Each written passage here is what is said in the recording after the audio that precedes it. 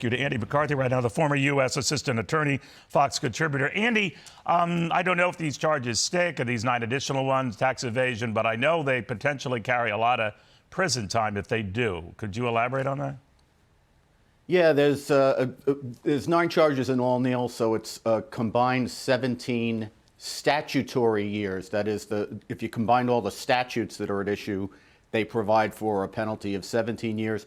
The sentencing guidelines would apply if he were to be convicted of 1 or more of the charges. So he would do less time than that, but these are serious offenses. It's a lot of money, so it's likely that a prison sentence would come out of it if he's convicted. Now the question becomes, because from his defense team, Hunter Biden's defense team, they say that these are just pile-on here, where you have a Republican prosecutor who faces enormous pressure to do what he did. What do you think of that?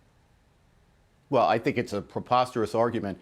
I heard Abbe Lowell, the lawyer, say yesterday that if this defendant were not named Biden, this prosecution would never happen. And I can only respond that if he were not named Biden, he would have been prosecuted 4 years ago on felony tax charges that went back to 2014 because of the way Weiss handled the case. Some of the most outrageous offenses can't be charged now because he let the stuff when Joe Biden was vice president from 2014 to 16. He let the statute of limitations on that stuff lapse, so it's not available to be prosecuted. And of course, he would have been hit with the gun charges 4 years ago, too. So if this was an ordinary case, he would have been prosecuted the way the Justice Department does 4 years ago. You know what's remarkable, Andy, and you mentioned it, how this whole plea deal thing fell apart back in June, and then the judge getting involved to say, well, wait a minute. Had that not fallen apart, none of this would be an issue right now. Yeah, that's right. The judge did her job here. And the one thing I observe about all this, Neil, is that there's a lot of talk in the coverage now about how Hunter spent this money, because that's the salacious detail that people get themselves whipped up about. The important thing for the country is how the money was generated. And the big thing continues to be that agents of corrupt and anti-American regimes thought it was in their interest to pay the Bidens millions of dollars when no asset seems to be crossing the other way other than Joe Biden's political influence. So now the question becomes, where does this go, right? I mean, what's the next step in this process?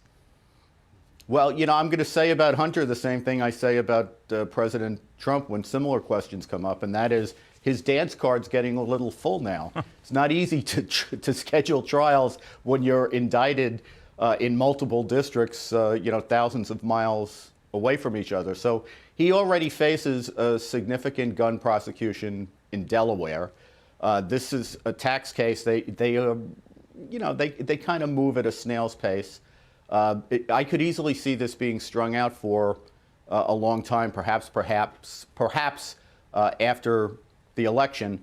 But there's a lot of rounds to play, and I think the problem that the Biden White House is going to face is that at the same time these prosecutions now put a criminal cast on all of this, the House is going to continue investigating exactly how all these funds were generated.